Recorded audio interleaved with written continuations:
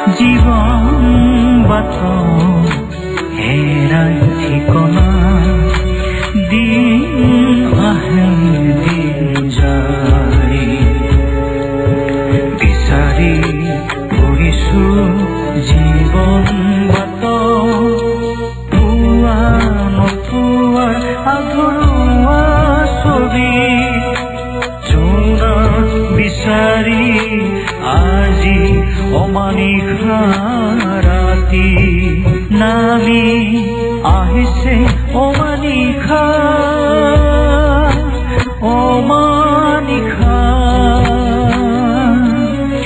অমানিশা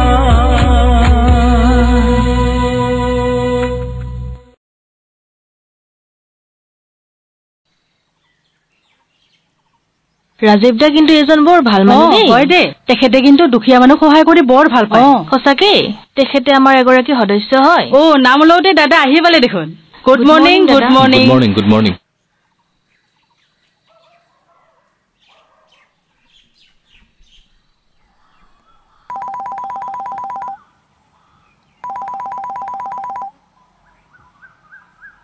hello' hello'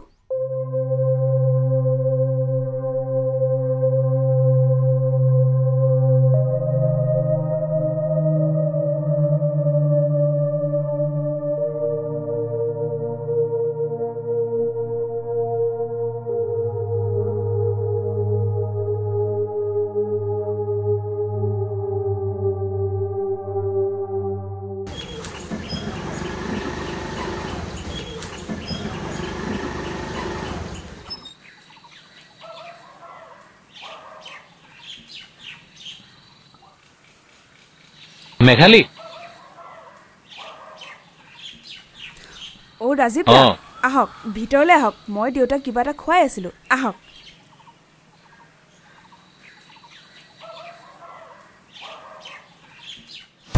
Rajiv দা কি কৰিছে এইবিলাক নকৰিব কি কৰিছে আপুনি নকৰিব ৰাজীৱ দা প্লিজ দেউতা চাহ মোক সৰ্বনাশ কৰিলে আজি দেউতা ঘৰত নথকাৰ অৱস্থাত আপোনাৰ ল'ৰা ৰাজীৱ দাই মোৰ কাপোৰ ফালিছে মোৰ গাত হাত দিছে দেউতা মই হাত দিয়া নাই কিন্তু তাৰিখত বিশ্বাস নকৰিব ষড়যন্ত্ৰ কৰিছে মোৰ বিৰুদ্ধে দেউতা মোক বিশ্বাস কৰা দেউতা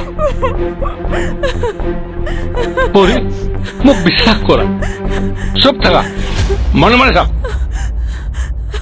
তই এজনী অসহায় ছোৱালীৰ গাত হাত দিছ তই মোৰ সন্মান শেষ কৰি পেলালি একো কৰা নাই দেউতা মই দুখীয়া মানুহক সহায় কৰিম বুলি কৈ টকাবোৰ নিদি তই এইবিলাক কাম কৰিছ মিছা কথা দেউতা এইবোৰ তই আৰু এইখন ঘৰত থকাৰ অধিকাৰ নাই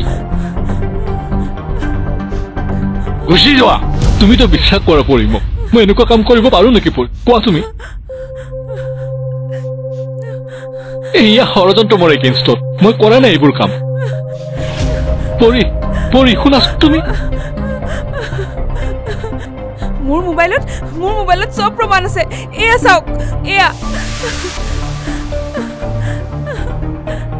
তুমি বহাচোন বহা বাৰু যি হল তুমি কথাবোৰ ইমানতে সামৰা দেউতা সৰু পেটৰে বৰকৈ মৰম কৰিছিলি নহয় এতিয়া কি হল সকলো শেষ কৰি পেলালে তোমাৰ সন্মান শেষ কৰি পেলালে ঘৰখনৰ সন্মান একেবাৰে শেষ কৰি পেলালে সি যদি এইখন ঘৰত থাকে তেনেহলে আমি আৰু এইখন ঘৰত নাথাকিম আপুনি বৰ মৰম কৰিছিলে নহয় চেনেহৰ পুত্ৰ আজি সকলো শেষ কৰি পেলালে মোৰ ল'ৰাৰ হৈ মই তোমাক ক্ষমা কৰিছো পাৰ যদি তুমি মোক ক্ষমা কৰি দিবা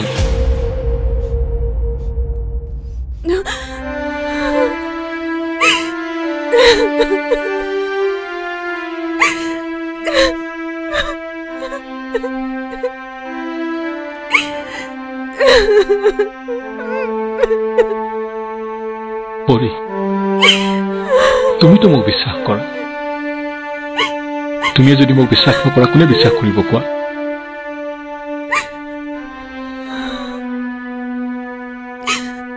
এয়া সকলো ষড়যন্ত্ৰ কৰি তুমি তো কমসে কম মোক বিশ্বাস কৰা মই জানো ইমান নিষ্কাম কৰিব পাৰো পৰি পৰি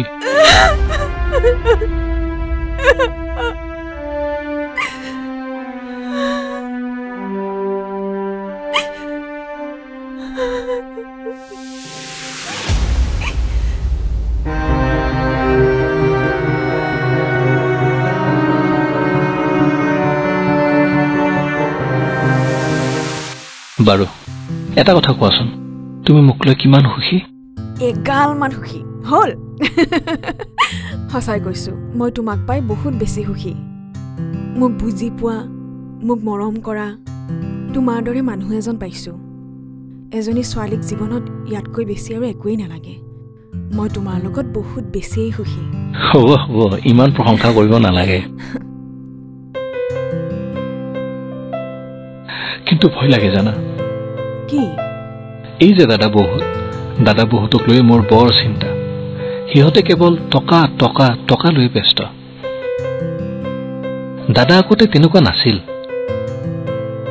কিছু বছৰৰ পৰা দাদা সলনি হ'ল জানা মোকো বেয়া পোৱা হ'ল সেই কথাই কথাই মোক ঠাট্টা কৰা হ'ল একো নাই সকলো ঠিক হৈ যাব আৰু তুমি সৰু ভাইটি হলেও দাদাক বুজাব পাৰা নহয় আৰু এইবোৰ খং কাজিয়া মোৰ একেবাৰে ভাল নালাগে জানা তাকেই তুমি মাথো দাদা বহুতক খং নকৰিবা জানো মই ইমান অবুজন নহয় নহয় আজিকালি মানুহবোৰৰ আন্তৰিকতাই নোহোৱা হৈছে মানুহে মাৰো বুলি মাৰি দিব পাৰে কাটো বুলিয়ে কাটি দিব পাৰে জানো মোৰো যদি কেতিয়াবা ভুল হৈ যায়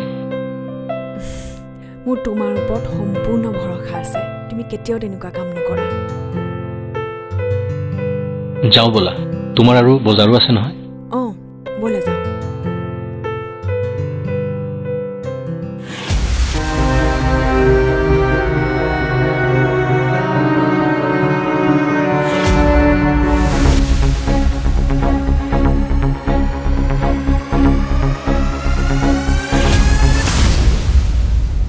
ৰাজীৱ দা মানুহজন তেনেকুৱা নহয় ফচালে নেকি মোৰ কিন্তু বিশ্বাসেই হোৱা নাই মোৰো বিশ্বাস নহয় কোনোবাই ফচাইছে চাগে তেখেতে দুখীয়া মানুহক ইমান সহায় কৰি থাকে সেই মানুহজন এনেকুৱা কৰিব নোৱাৰে নহয় তাকেইতো ভগৱানে জানে আৰু কি হৈছে হেৰা শুনিছানে সেই যে ৰাজীৱ নামৰ ল'ৰাজনে তেওঁ হেনো ছোৱালী এজনীৰ গাত হাত দিছে আৰু জোৰ জুবস্তিকৈ তেওঁ হেনো বেয়া কামত লিপ্ত হৈছে যাৰ বাবে সিহঁতৰ ঘৰখন থান বান হৈ গৈছে জানানে কিন্তু মোৰ বিশ্বাস নহয় জানানে যিগৰাকী ভগৱান ৰূপী মানুহে আমাক টকাৰে সহায় কৰিছে ল'ৰাক উচ্চ শিক্ষা ল'বৰ বাবে গুৱাহাটীলৈ পঠিয়াইছে সেইজন ল'ৰাই কেনেকৈ এনেকুৱা ঘৃণনীয়া কাম কৰিব পাৰে হে ভগৱান তুমি বিচাৰ কৰিবা আৰু সি বাৰু গুচি যাম বুলি এনেকৈ গুচি যাব লাগেনে মইতো তাক অন্তৰৰ পৰা যাব কোৱা নাছিলো সি যে ক'ত আছে কি কৰিছে মই ভাবিয়েই পাৰ নাপাওঁ থানাতো খবৰ কৰা হ'ল একোই খবৰ নাপালো কাইলৈ মই আকৌ থানালৈ গৈ খবৰ কৰিম এয়াই আছিল মোৰ জীৱনত অমানিশা নমাৰ আৰম্ভণি ইয়াৰ পিছত অন্ধকাৰেই অন্ধকাৰ সেই যে ৰাজীৱ গুচি গ'ল আৰু উভতি নাহিল মোৰ স্বামী নথকাৰ সুযোগ সকলোৱে ল'ব বিচৰা হ'ল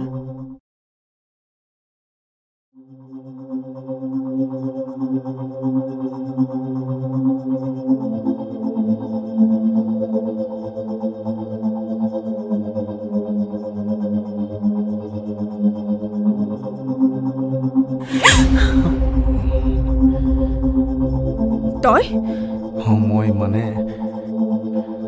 তোমাক দেখি মই ৰবই নোৱাৰিলো তোৰ ইমান সাহস তই মোৰ গাত হাত দিছ ইমান খং ভাল নহয় পৰি আৰু তুমি এজন বিশ্বাসঘাতকতা কৰা চৰিত্ৰহীন হাজবেণ্ডৰ বাবে সেন্দুৰ লৈ আছা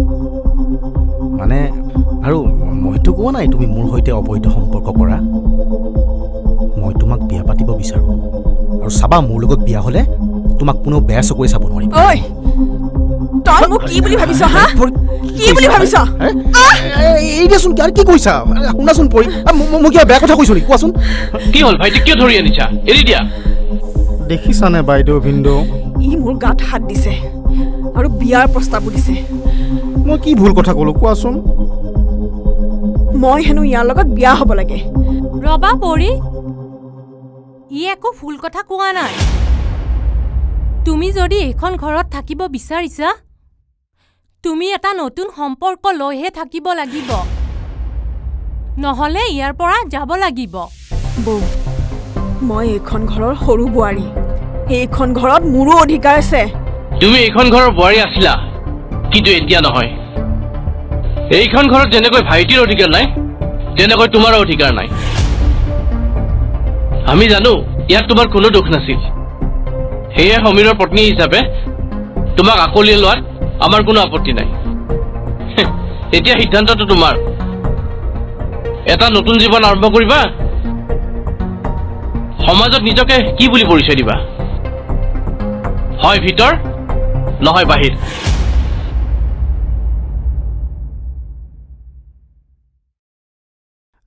কাইণ্ডলি জনাবা মই ৱেইট কৰি আছো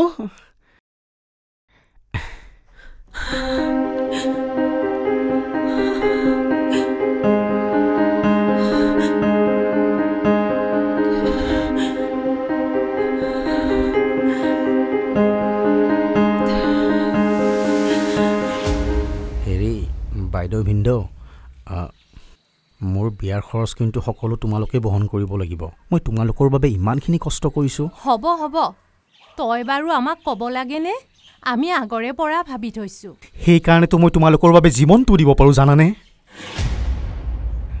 আৰে পৰি ক'ত যাব ওলালা আমি আমাৰ বিয়াৰ বাজেটৰ কথা পাতি আছিলো আকৌ মোক তহতে দিয়া নতুন জীৱন নালাগে মই মোৰ স্মৃতিবোৰৰ সৈতে জীয়াই থাকিম পৰি শুনাচোন মই নাজানো মোৰ স্বামীৰ সৈতে ঘটা ঘটনাটো সঁচা আছিল নে মিছা মই লোৱা সিদ্ধান্তটো ভুল নে শুদ্ধ সেয়াও মই নাজানো কলৈ যাম কি কৰিম মই সেয়াও নাজানো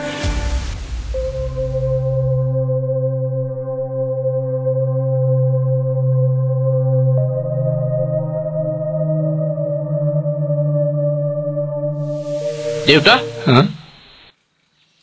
তোমাক মই ভিতৰত বিচাৰি ফুৰিছো তুমি আৰু অসুস্থ দেহাৰে বাহিৰত কিয় বহি আছা নাই দিনটো ঘৰৰ ভিতৰত সোমাই থাকি আমনি লাগিছে সেইকাৰণে মুকলি ঠাইত বহি অলপ বতাহ খাইছো দেউতা এটা কথা কম বুলি তোমাক ক'বই পৰা নাই তুমিও অসুস্থ হৈ আছিলা কি কথা কোৱাচোন সেই যে 5 কোটি টকাৰ প্ৰজেক্টটো সেইটো মই এতিয়াও পাম মাটিখিনি তুমি মোৰ নামত কৰি দিব লাগিব দিম কিন্তু তোক অকলে নহয় ৰাজীৱ আহিলে মই সকলো সমাধান কৰি দিম সি সোনকালে ঘৰলৈ অহাটোৱে মই কামনা কৰিছো কথাটো হয় কিন্তু ভাইটিক এনেকৈ বাট চাই থাকিলে হ'ব জানো মোৰ ভালো কথা তুমি চিন্তা নকৰা নেকি দেউতা আৰু ভাইটি কিজানি নিজকে লাজ পাই সুইচাইডেই তই এনেকুৱা অমংগলীয়া কথা মোক নকবি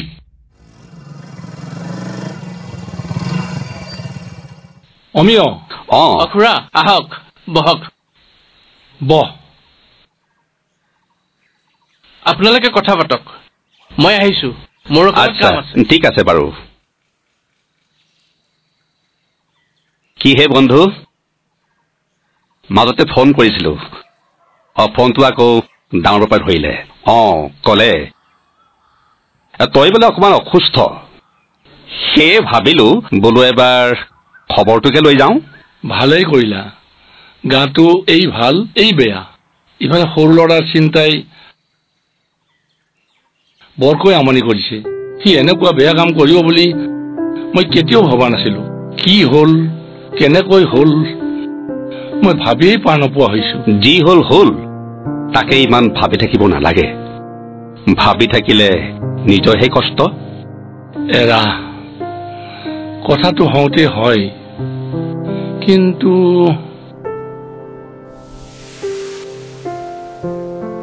হে ভগৱান, মোক তুমি ৰাস্তা দেখুওৱা। আপুনি ৰাজীৱ বৰুৱাৰ পত্নী হয়নে? হয়। কিয় সুধিলা? আপোনাক যে মই কিমান বিচাৰি ফুৰিছিলোঁ, কিন্তু এই প্ৰাণদীপ আৰু সমীৰৰ বাবে আপোনাক লগ পাবই পৰা নাছিলোঁ। কিন্তু কিয়? মোৰ স্বামীয়েতো তোমাৰ লগত। সেইবোৰ চব মিছা কথা। সেয়া এক চক্ৰান্ত আছিল। কি আচলতে হৈছিল কি? মোক সকলোবোৰ খুলি কোৱাচোন। মোৰ দেউতা হস্পিটেলত এডমিট হৈ আছিল আৰু তেওঁৰ অপাৰেশ্যনৰ বাবে 2 লাখ টকাৰ প্ৰয়োজন হৈছিল। সেয়ে মই বাটে ঘাটে যাকে লগ পাইছিলোঁ তাকে মই পইচাৰ সহায় বিচাৰি আছিলোঁ। পেচেণ্টটোৰ খুবেই ক্ৰিটিকেল কণ্ডিশ্যন, অতি সোনকালে অপাৰেশ্যনটো কৰাব লাগিব। গতিকে টকা 2 লাখ টকাৰ প্ৰয়োজন হ'ব। আপোনালোকে ব্যৱস্থাটো কৰক অতি সোনকালে। ইমানবোৰ টকা? বাইদেউ, আপুনি চিন্তা নকৰিব, মই য'ৰ পৰা হ'লেও টকা যোগাৰ কৰিম। ঘৰত গৰু 2টামান আছে, সেইকেইটাকে বিকিম। আপুনি অপাৰেশ্যনৰ কাৰণে প্ৰিপেয়াৰ কৰক, মই যোগাৰ কৰিম। মই দেউতাক বচামেই। ঠিক আছে, যিমান সোনকালে পাৰে টকা যোগাৰ কৰক, অপাৰেশ্যনটো হৈ যাব।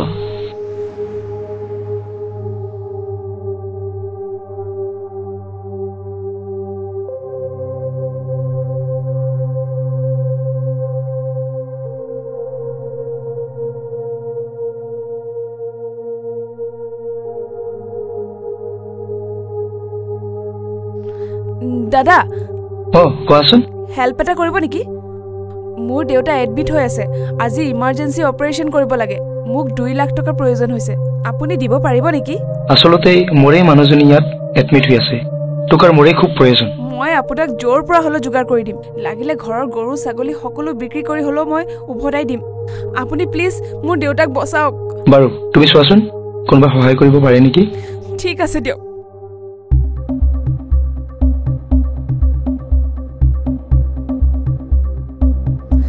দাদা, অলপমান সহায় কৰিব নেকি? মোৰ দেউতা এডমিট হৈ আছে, বহুত ক্ৰিটিকেল কণ্ডিশ্যন। আজি অপাৰেশ্যন কৰিব লাগে, 2 লাখ টকাৰ প্ৰয়োজন হৈছে। অলপ সহায় কৰিব নেকি দাদা? কি বাপেৰৰ টেনশ্যন লৈ আছ? বুঢ়া এদিন হ'লেও মৰিবই। ইমান ধুনীয়া চেহেৰা, কাৰোবাৰ লগত বিয়া হৈ চেটেল হৈ জানা। দাদা, সহায় নকৰে নাই, কিন্তু যা তা নক'ব। যা যা অঞ্জুন,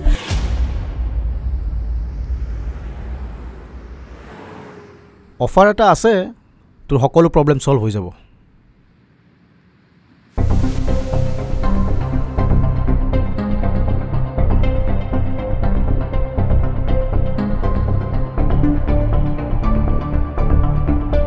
ঠিক আছে? দেউতাৰ অপাৰেশ্যন আজি আছে, মোক টকা আজিয়ে লাগিব। আপুনি যদি টকা দিবলৈ ৰেডি, ময়ো কামটোৰ কাৰণে ৰেডি। টকাৰ টেনশ্যনটো কিয় লৈ আছ মই থাকোঁতে? হা, আজি ইভিনিং তই টকা পাই যাবি। চাওঁ এই ফোনটো দেচোন, মই তোৰ ফোন নাম্বাৰটো লৈ আছোঁ।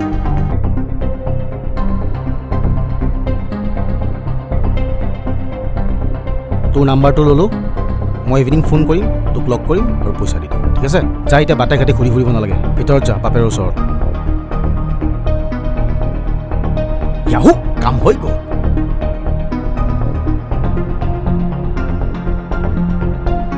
ভিনদেউ, ৰাজীৱৰ সময় সমাগত, টেনশ্যন নল'বা।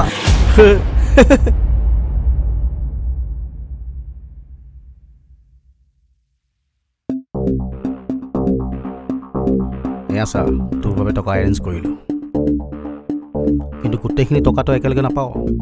এতিয়া 50,000 আনিছোঁ, বাকীখিনি কাম শেষ হোৱাৰ পিছত পাই যাবি। কিন্তু দাদা, একো কিন্তু নাই। নাম্বাৰ দি আছে ৰাজীৱৰ তোৰ মেছেজত, তাক ফোন কৰি সোনকালে কামটো ছেটেল কৰি ল। আৰু বাকী যদি কিবা হেল্প লাগে, মইতো বেকগ্ৰাউণ্ডত আছোৱেই ন, ল। ঠিক আছে? সোনকালে কৰিবি, কিবা প্ৰব্লেম হ'লে ফোন কৰিবি। হা, ঠিক আছে।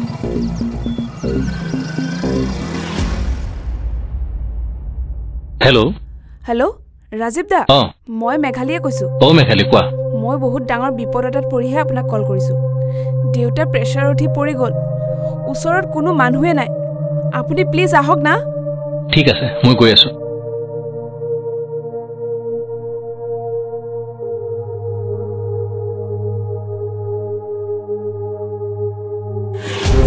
কি কৈছা এইবিলাক তুমি মই কি কৰিলো আপুনিহে কৰিছে মই কি কৰিলো তোমাৰ লগত দেউতা আজি নথকাৰ অৱস্থাত আপুনি মোক এয়া কৰিছে মোৰ গাৰ কাপোৰ ফালিছে আপুনি পাগল হৈছে নেকি তুমি কি কৈছা মিছা পাগল হোৱা নাই ৰ'ব মই সকলোকে জনাম ৰাইজ এয়া চাওক ৰাজীৱ বৰুৱা দেউতা নথকাৰ অৱস্থাত এয়া মোৰ কাপোৰ ফালিছে গাত হাত দিছে মোক মই সকলোকে জনাম মই মেঘালী মোক ক্ষমা কৰি দিব বাইদেউ সেইখিনি সময়ত দেউতাক বচোৱাৰ স্বাৰ্থত মই আপোনালোকৰ জীৱনটো ধ্বংস কৰিলো আৰু ময়ো ভাল ফল নাপালো সি যদি সেইদিনাখন প্ৰলোভন নিদিলে হয় মই ঘৰৰ মাটি বেছি হলেও দেউতাক বচালো হয়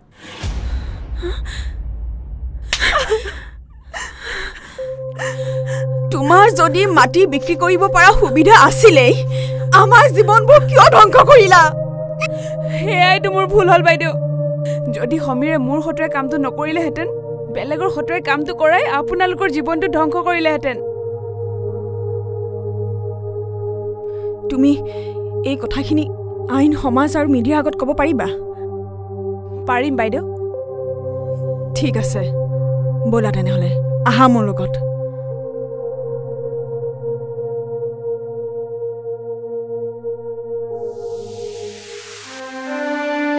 বৰ্তমান মই ন্যায় পালোঁ সমাজে আমাক আঁকোৱালিও ল'লে এই নীলাভ আকাশৰ পৰা মেঘাচ্ছন্ন ডাৱৰবোৰ আঁতৰি গ'ল কিন্তু মৌন হৈ বুকুখন আজিও উচুপি উঠে তুমি গুচি অহাৰ পিছত ময়ো গুচি আহিলোঁ এতিয়া যেন তুমি অবিহনে মই একেবাৰে শূন্য বহু চেষ্টা কৰিলোঁ দুখবোৰ লুকুৱাবলৈ কিন্তু নোৱাৰো দেখোন প্ৰতিটো পল তোমাকেই বিচাৰি থাকোঁ মোৰ বিশ্বাস তুমি ভালে আছা তুমি এদিন নিশ্চয় আমাৰ জীৱনৰ এই অমানিশা আঁতৰাই পোহৰাই তুলিবা